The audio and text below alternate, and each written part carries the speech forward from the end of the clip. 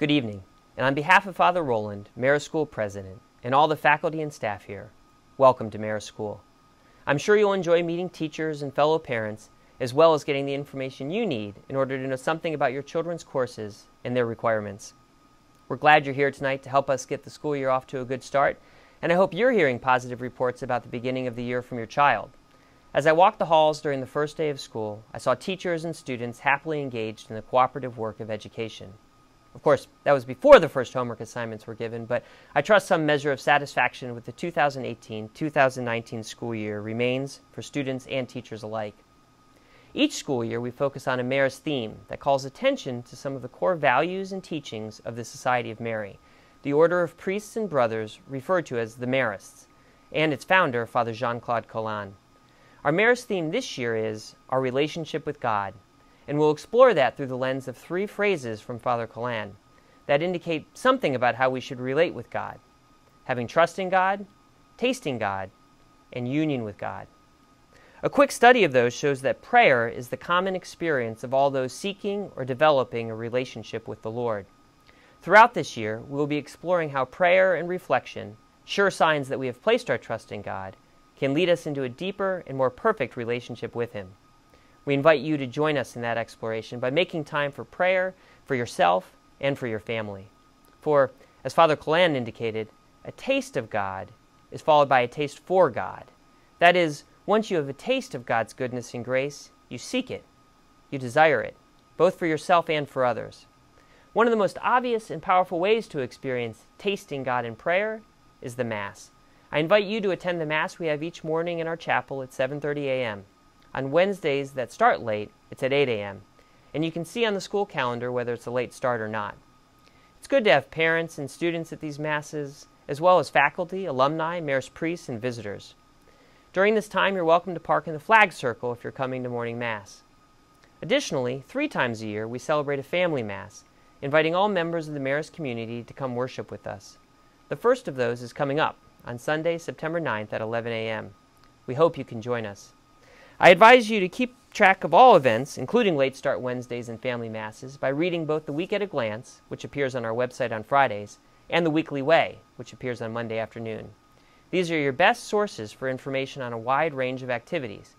If it's happening at Marist, chances are it will be covered in one of those publications. Speaking of calendar-related things, our new daily schedule has been receiving positive reviews from faculty and students alike. Both seem to be enjoying the mid-morning break each day, and, less surprisingly, the early dismissals on Fridays. A few changes have occurred on campus over the summer. I'll mention one of those here.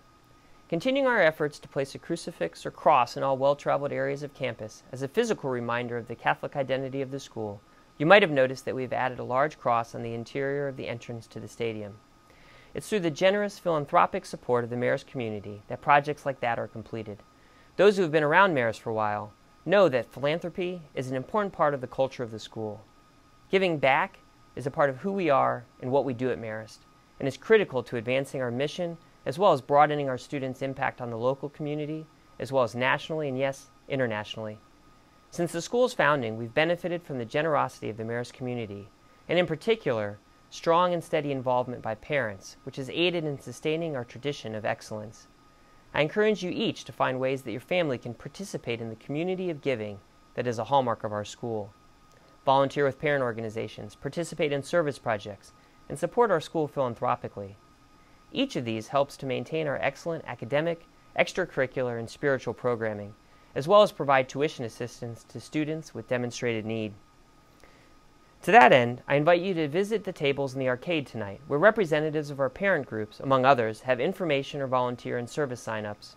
Represented there will be Marist Parents Club, the Marist Arts Guild, the Athletic Booster Club, the Marist Mothers Prayer Group, the Men's Bible Study, Habitat Women's Build, Holiday Traditions, and a table with community service opportunities. If you're unable to commit to volunteering this evening, not to worry. There is a school-wide sign-up Genius page for your convenience, available on the Marist Parents Club page, as well as the new parent page. Also in the arcade this evening, I invite you to meet our new Director of Inclusion and Diversity, Miss Larita Williams, who looks forward to sharing with you some about the work and programming of her office. All these groups provide significant support to the school and its families, and I encourage you to be involved with them. In the coming weeks, you will hear from us about ways to engage with the school and support the school philanthropically. Our main funding priority is the annual fund. You may know that the annual fund helps bridge the gap between tuition and the full true cost of a Marist education. In that way, the annual fund enables the school to keep tuition as affordable as possible while still offering programs of distinction.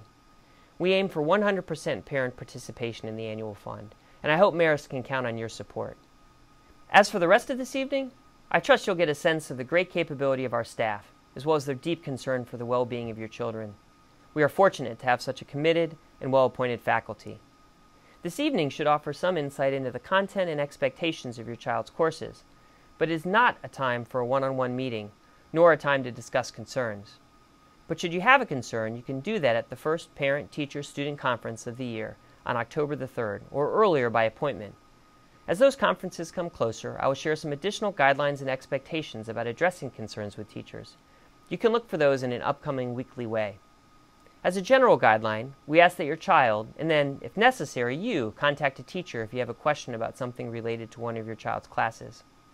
In addition to conferences, 2 other upcoming events of note: the Mother's Luncheons, which begin in mid-September, and are required, that is mandatory for at least 1 adult per household, meeting for all 9th grade parents, and new to Marist students' parents in grades 10, 11, and 12 on Monday, September 17th from 7:30 to 8:30 p.m. in Woodruff Auditorium. I know this is a lot of information, and that you're going to get much more before classes are dismissed for the evening, but I hope you enjoy all that this evening offers you. God bless you and your family in this coming year, and thanks for everything you do for Marist School. Good night.